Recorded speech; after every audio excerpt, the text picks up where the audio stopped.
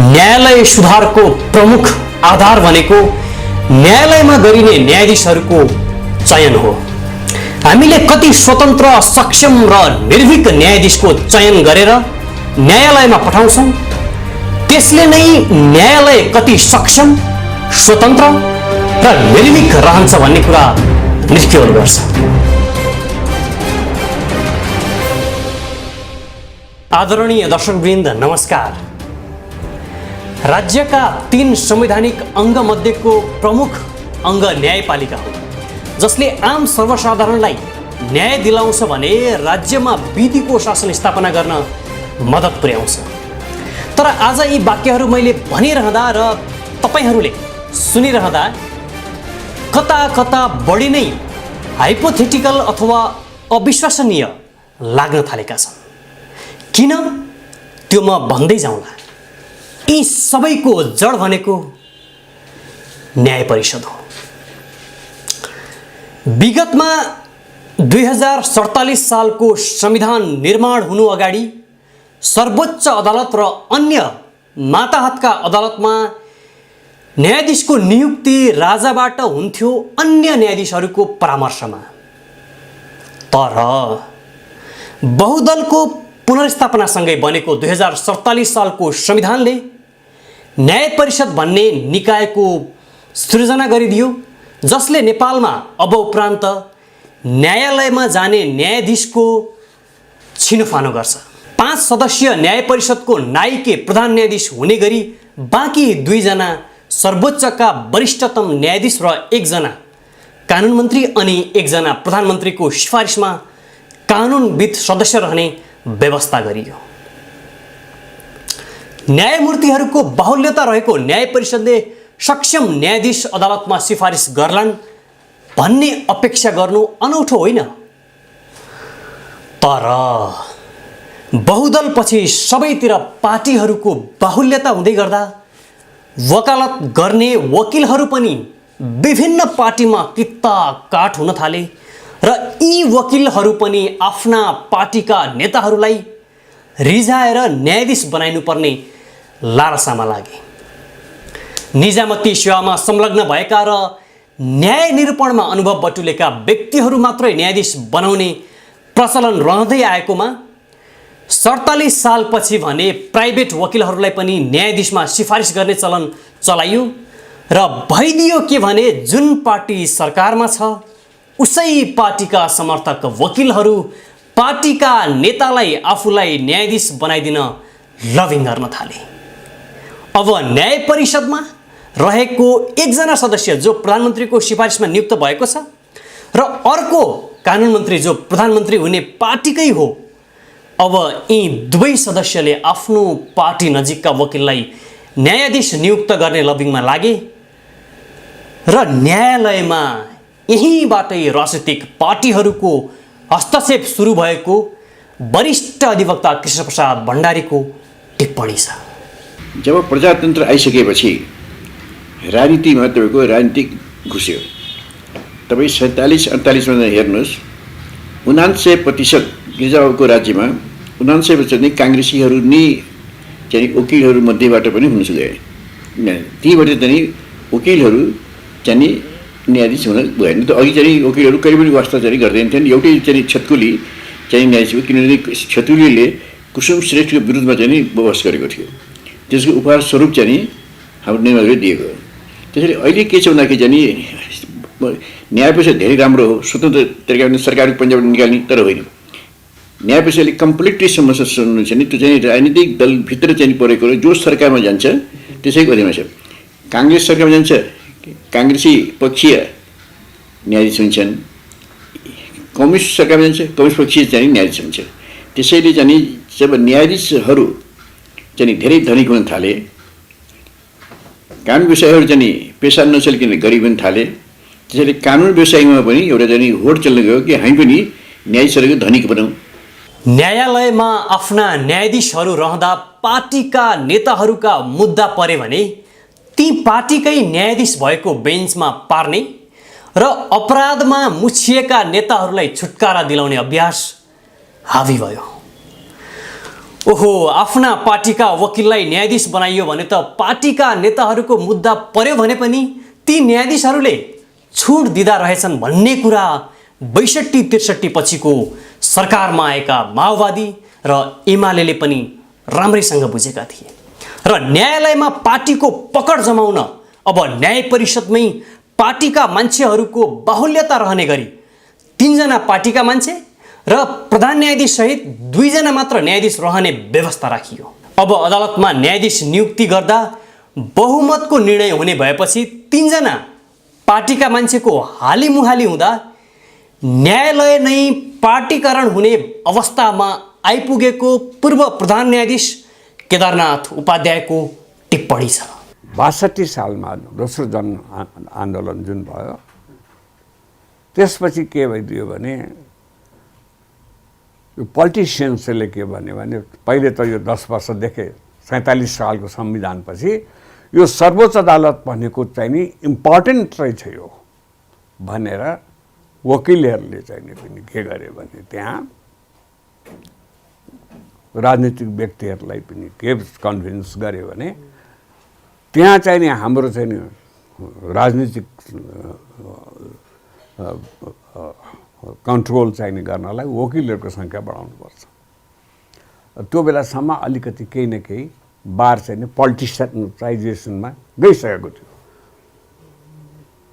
तपाईँको चाहिँ नि 62 सालसम्ममा बार अलिकति पोलिटिसाइजेसन र पोलिटिकल आधारमा बारमा इलेक्सन लड्ने कुरा चाहिँ नि 62 सालतिर नै गइसकेको थियो। त्यस कारणले यिनीहरूले के गर्यो भने बारको सङ्ख्या त्यहाँ बढाउनुपर्छ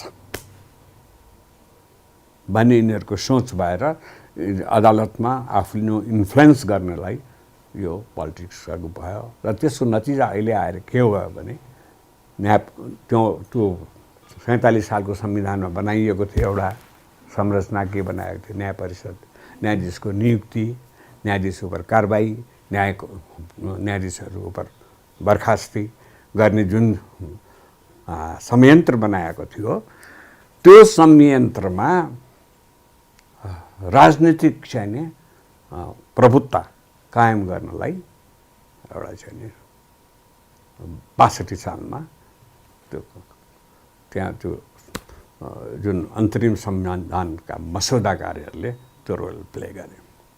तिनीहरूले त्यो रोल गरे र तिनीहरू नै मुख्य दोषी हुन् यो चाहिँ नि अहिलेको यो सिचुएसन ल्याउनलाई, यो संविधानलाई बिगार्ने तिनीहरू नै हुन्। 47 सालपछि नेपाली काङ्ग्रेस सत्तामा रहँदा केही न्यायाधीशहरूको काङ्ग्रेसप्रति झुकाव र केही प्रभाव भइरहेको अवस्थामा माओवादी आन्दोलनपछि माओवादी र एमाले पनि न्यायालयलाई आफ्नो कब्जामा पार्न थालेको कुरा त माओवादी युद्धताका न्यायालयको नेतृत्व गरिरहनुभएका तत्कालीन प्रधान न्यायाधीश केदार गिरीले पनि स्वीकार्नु भएको छ। यहाँसम्म कि अबको 10 वर्षपछिको प्रधान न्यायाधीशको समेत चयन गरिसकेका छन् पार्टीहरूले। अहिले जस्तो विवादित अदालत थिएन। अनि के हो राजनैतिक भागबन्डाको आधारमा नियुक्ति भइसके पछाडि त्यो नियुक्ति गर्ने प्रयास मेरै पालादेखि सुरुवात हो। मोस्टली जब माओवादी पावरमा आयो त माओ समर्थक एमाले समर्थक न्यायाधीशहरू इलाजमा आए। अब काङ्ग्रेस छँदै थिए। अब त्यो पार्टीको झन्डा बोकेर प्रवेश गरे पछाडि त्यो पार्टीप्रति अलिकति झुकाव हुनु स्वाभाविक हो। त्यो अहिले कमेन्ट छ सबैको, हामीले पनि फिल गरेका छौँ। र पहिले केही पनि थिएन। हुन त आफ्नो राजनीतिक कन्भिक्सन सबको आफ्नो आफ्नो हुन्छ, सबै न्यायाधीशको। मैले काम गरेको विश्वनाथदेखि लिएर नि सुरेन्द्र प्रसाद सिंह, तुल प्रताप राणा, ओमबक श्रेष्ठ, मोहन प्रसाद शर्मा, केशव प्रसाद उपाध्याय, केदारनाथ उपाध्याय, हरिप्रसाद, दिलीप, यतिजनासँग मैले काम गरेँ। गोविन्द बहादुर श्रेष्ठ, त्यसपछि म भएँ। यतिजनासँग काम गरियो कि त्यसमा अदालतको छवि अर्कै थियो। हामी केही फैसला गर्दाखेरि कहिले पनि बारले विवादमा हामीलाई ल्याएन, पब्लिक पनि विवादमा ल्याएन। तर यो बढी राजनीति हो, राजनीतिकरण अहिले हुन थालेछ। सुरुवात त मेरै पालामा गरायो। मैले अरानले धेरै बेर अरानमा नियुक्ति हुन दिने सर्वोच्चमा नियुक्ति हुँदैन, पुनरावेदन पनि नियुक्ति हुन दिइनँ मैले मेरो पालामा त्यो विवाद निर्णय गर्न दिइनँ मैले। म पछाडि मीनबहादुर राई मल्लिया होइन, सुरुवात मेरै पालामा भयो। नियुक्ति प्रकरण उहाँको पालादेखि विशेष रूपले भयो र उहाँको पालामा राम्रै थियो, अनुको पालासम्म राम्रै थियो, रामप्रसादले पनि स्ट्रिक्ट गरे। त्यस पछाडि नियुक्तिमा धेरै हस्तक्षेप भयो। यो कुरा त न्यायाधीश नियुक्ति भएकै भोलिपल्ट नयाँ न्यायाधीशहरू पार्टी कार्यालयमा गएर नेताहरूलाई धन्यवाद टक्राएका घटनाहरूले नै प्रष्ट पारिदिएको छ। वकिलहरूका मात्र हुन् र यहाँ त न्यायाधीशका पनि सङ्गठन र गुटहरू पर्याप्त छन् न्यायाधीश समाजका नाममा, जो बरोबर न्यायालयमा राजनीतिक अखडा जमाउन उद्धत छन्। त्यसो त नेपाल बार पनि राजनीतिबाट अलग रहन सकेन। वकिलहरूको छाता सङ्गठनको चुनाव समेत पार्टीका नाममा रहेका समूहमा हुन थाले। न्याय परिषदमा बारको एकजना प्रतिनिधि समेत रहने भएकाले बारले पनि आफूलाई भाग खोज्यो। अब न्यायालयमा पार्टीकरण हाबी भएपछि प्रधानमन्त्री पनि आफ्नो मान्छे न्यायाधीश बनाउने नियतमा लागे, कानुन मन्त्री पनि आफ्नो मान्छे न्यायाधीश बनाउने नियतमै लागे। अल्पमतमा रहेका प्रधान न्यायाधीश समेतलाई आफ्नो मान्छे न्यायाधीश बनाउन भागभण्डा खोज्नुपर्ने आइलाग्यो। अब अहिलेको व्यवस्थातिर हेर्नुहुन्छ भने जुन बारमा पनि एउटै दलले जित्लाको मान्छेहरू प्यानलले जित्छ, बारको प्यानलमा, र सरकारमा पनि त्यही प्यानलले जित्छ होइन। र त्यस्तो स्थितिमा के हुन्छ भने तपाईको उनले जुन कानुन मन्त्री हो त्यही दलको हुन्छ, अनि प्रधान न्यायाधीशले तोकेको जो बारको सदस्य हुन्छ, कानुनविद या कानुनविद जो हुन्छ त्यो पनि त्यही दलको हुन्छ, र अर्को बारले पठाउने पनि त्यही दलको हुन्छ। भन्दाखेरि त्यो चाह्यो भने तिनीहरूकोमा अनिखेरि अहिले के हुन्छ भने अहिलेको सिचुएसनमा प्रधान न्यायाधीशले आफूले चाहेको दुई चारवटा काम पनि निकाल्ने त्यसैबाट होइन। अनिखेरि त यो सिवाय उसले अरू केही पनि गर्न सक्दैन। यो तीनवटाले भनेको कुरा नमान्ने हो भने न्याय परिषदले कामै फङ्सनै गर्न सक्दैन। त्यसै कारणले यस्तो सिचुएसनमा के गर्छ भने उसले बरु कम्प्रोमाइज गर्छ, उनीहरूको काम पनि गरिदिन्छ, आफ्नो पनि काम गराउँछ। त यस्तो स्थिति भइरहेछ यो सिचुएसन। यस्तै कारणले गएर कतिपय अवस्थामा गएर चाहिँ नि यो पार्टी कार्यालयमा गएर न्यायाधीश नियुक्ति गरेपछि चाहिँ नि त्यहाँ अब अहिलेको म पुरानो शब्दमा दाम राख्न जाने भन्छन् नि, त्यस्तो काम चाहिँ नि गर्ने प्रथाहरू आयो यो चिजहरू। अनि पछिबाट फेरि त्यो न्यायाधीशलाई यताउता गर्ने सबै चलनहरू आइरहेछ। यो यसैको परिणाम हो यो। अब यो देशले यसबाट उन्मुक्ति पाउनलाई धेरै गाह्रो छ। यसको अर्को प्रभाव के पर्यो भने अब न्याय परिषदका सबै सदस्यहरूलाई भाग पुर्याउनका लागि सर्वोच्च र उच्च अदालतमा अलि बढी सङ्ख्यामा न्यायाधीशको स्थान रिक्त भयो, वा धेरै सङ्ख्यामा न्यायाधीश अवकाश भए मात्र सबैको भाग पुर्याएर ढिलो मात्र न्यायाधीश नियुक्ति गर्ने कुप्रचलन थालियो। जबकि न्याय परिषद ऐनले नै कुनै न्यायाधीश रिक्त हुँदा रिक्त हुनु 1 महिना अघि नै अर्को न्यायाधीश सिफारिस गरिसक्नुपर्ने व्यवस्था हुँदाहुँदै एउटै मात्र न्यायाधीश रिक्त भयो भने त आफ्नो भाग नपुग्ने देखिएपछि न्याय परिषदका सदस्यहरूले नै न्याय परिषद ऐन मिच्न थाले। अरूलाई आदेश दिने न्यायाधीशहरूले आफै कानुन मिच्न थाल्नु, योभन्दा विडम्बना र गैर जिम्मेवारीपना अरू के होला र? अनि जब तपाईँले कानुन मिचेर किन ढिला न्यायाधीशको नियुक्ति गर्नुहुन्छ भन्ने प्रश्न न्याय परिषद सदस्यलाई राख्नुहुन्छ, कस्तो जवाब पाउनुहुन्छ थाहा छ? के गरिरहेको छ हो नि नसोध्नु न। अहिले 1 महिना अगाडि पनि गर्न सकिन्छ, रिटायर भएको 2-4 महिना पछाडि पनि हुन सक्छ। आफूलाई जहिले मन लाग्यो त्यहीले न्यायाधीश नियुक्ति गर्ने हो भने किन चाहियो र ऐन? किन चाहियो कानुन? अनि कहाँको विधिको शासनको कुरा गर्नुहुन्छ तपाईँ? कहाँको न्यायोचित समाज? यही हो हाम्रो न्यायालयको यथार्थता।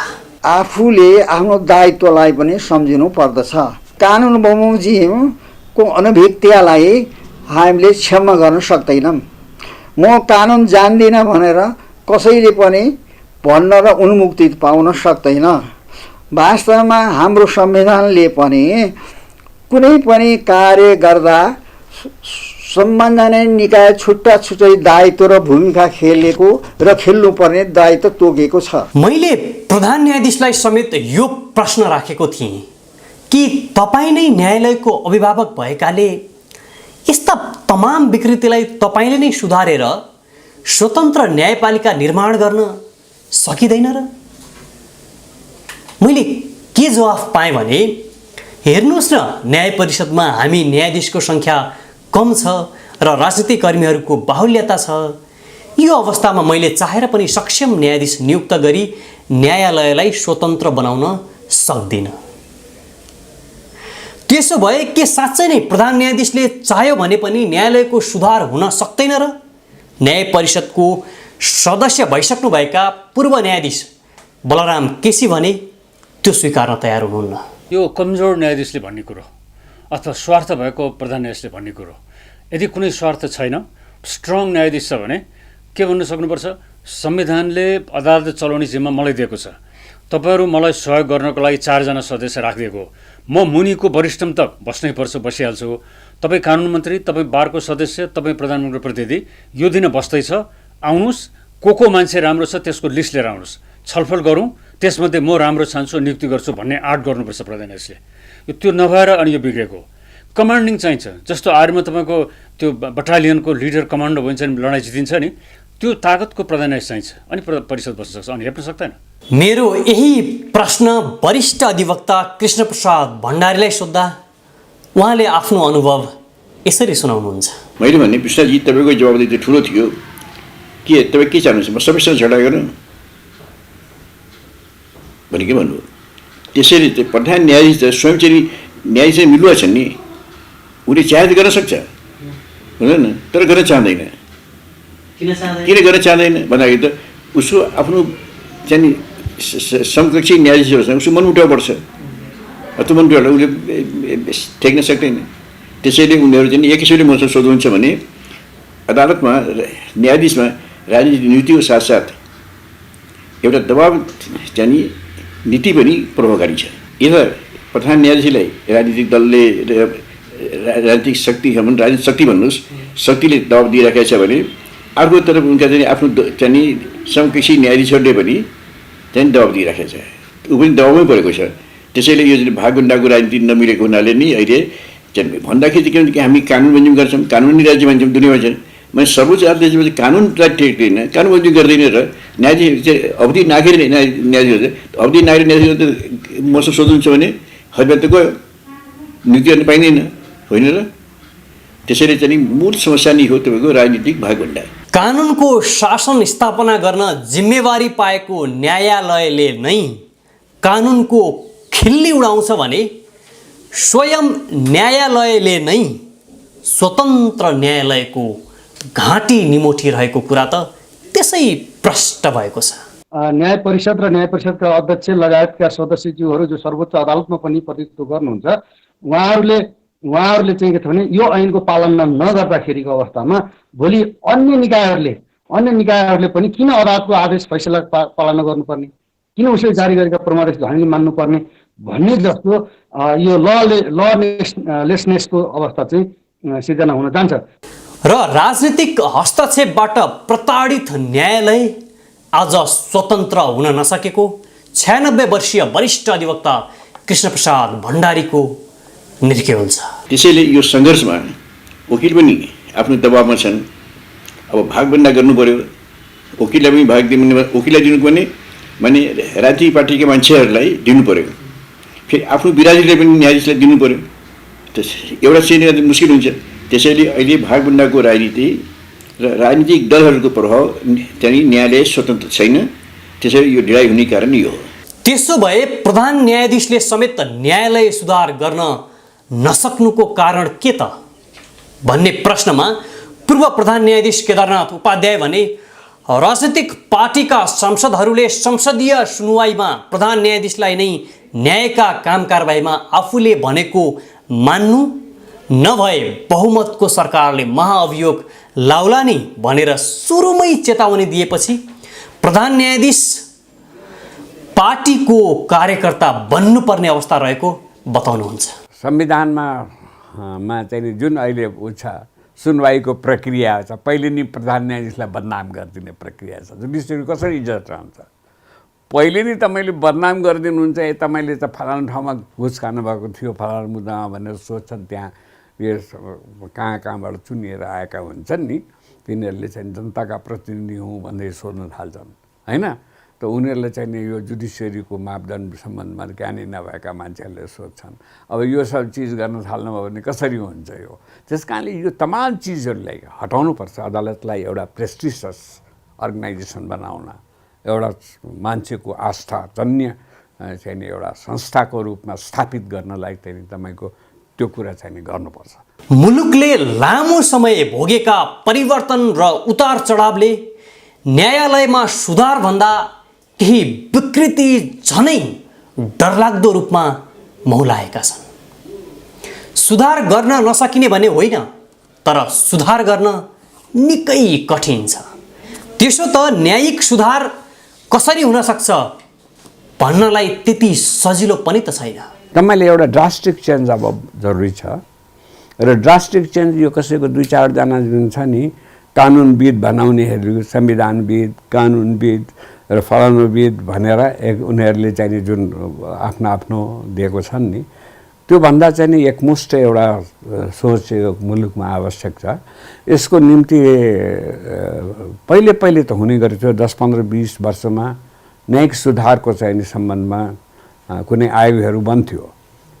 यस्तो एउटा आयोगहरू बनाएर यस्तो न्यायपालिकाको यो दुरावस्था जुन छ अहिलेको, त्यो दुरावस्थालाई सुधार ल्याउनलाई केही चाहिँ नि कुन स्टेपहरू ठिक हुन्छ भनेर जनता समेत बुझेर, माने यहाँ कानुन व्यवसायीहरू समेत बुझेर, सबैलाई बुझेर एउटा चाहिँ नि राम्ररी एउटा गहन र जिम्मेवार प्रतिवेदन तयार गर्नु हुन्छ। तर एउटा सरकारमा पहिले राजनीतिक चाहिँ नि प्रतिबद्धता हुनु पर्यो।